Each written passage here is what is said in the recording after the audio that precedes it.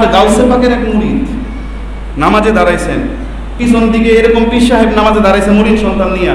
শর্ত দুইটা, কাঠুরিকে নামাজ পড়াইতে দিছে, কাঠুরিয়া কাঠ কাটে নামাজ পড়াইতে দিছে, কারণ তার মধ্যে এমন অবস্থা দেখতেছে না ওনাকে নামাজ পড়াইতে, হুজুর আপনি আজকে নামাজটা পড়ান। উনি বলতেছে আমি নামাজ পড়াইতে পারি, শর্ত দুইটা, এক আমার নামাজের মধ্যে আপনি লোকমা দিতে পারবেন না। কি করতে পারবেন না? কি করতে পারবেন না? মানে পিছন দিক থেকে যে বলে দেয় লোকমা দিতে পারবেন না। দুই, নামাজ শেষ হওয়ার পরে আমারে কোনো প্রশ্ন করতে পারবেন না। উনি নামাজ শেষ করছে, উনি নামাজ শেষ করার পরে নামাজের অবস্থা কি, এই যে যেমন জুমার নামাজ 2 রাকাত নামাজ পড়তে সময় লাগবে হয়তো 10 মিনিট, এখন নামাজের এই জায়গার মধ্যে যদি 40 মিনিট লাগে, আপনারা মুসল্লি একটাও থাকবেন না। থাকবেন? এশারের নামাজ 12 থেকে 13 মিনিট সময় লাগে 4 রাকাত নামাজ পড়তে। কার কেমন সময় লাগে আমি জানি না, তো আমাদের 12 থেকে 13 মিনিট বা 15 মিনিট সময় লাগে জামাতে। দেখা যায় এর মধ্যেও অনেক কথা হয়, হুজুর এই সূরাগুলি অনেক বড় বড় কয়, আবার অনেক মুসল্লি এসে বলে হুজুর সূরাগুলি আরেকটু বড় করেন, ভালো লাগে।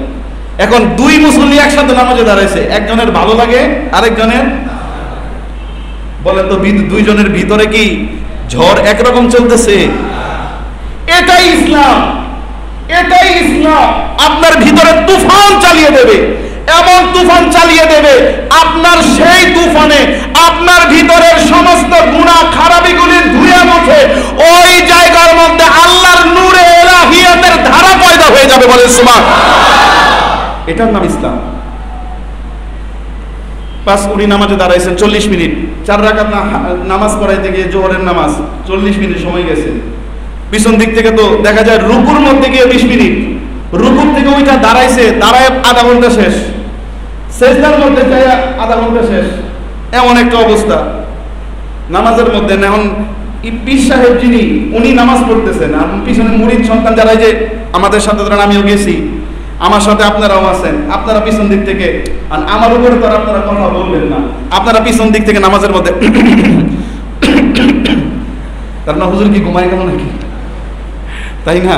নামাজ হয়েছে, নামাজের পরে এখন ওই যে পীর সাহেব যিনি আছেন উনি কাঠুরিয়াকে হাত ধরে কাঁদতেছে আর বলতেছে ভাই জীবনে নামাজ পড়ছি অনেক, কিন্তু আপনার মতো আজকে এত শান্তির নামাজ তো আমি কোনোদিন পড়ি নাই, এই শান্তির নামাজ তো কোনোদিন পড়ি নাই। নামাজ আপনি কি নামাজ পড়াইলেন?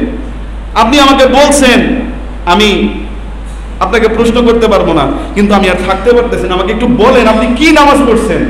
তখন উনি বলতেছে যে ভাই আপনি আমার অন্য অন্য কথা জিজ্ঞাসা করেন, কিন্তু আমার যে গোপনীয় বিষয় এ বিষয় সম্পর্কে আপনি জানতে চাইেন। বলতেছে না, আমাকে জানাতেই হবে, আমাকে জানাতেই হবে, আপনি বলেন এটা কি পড়েছেন। তখন কাঠুরিয়া চোখের পানি ছেড়ে দিয়ে বলতেছে ভাই আমার নামাজের অবস্থা হচ্ছে এমন, এটা আমি জানি না, আমার মালিকের দয়া, যে আমি যখন নামাজে দাঁড়াই, আমি যখন পড়ি আলহামদুলিল্লাহি রাব্বিল আলামিন, আমি ওই পর্যন্ত পরের আয়াতে যাই না যেই পর্যন্ত আল্লাহ আমার কথার জবাব দেন। সুবহানাল্লাহ।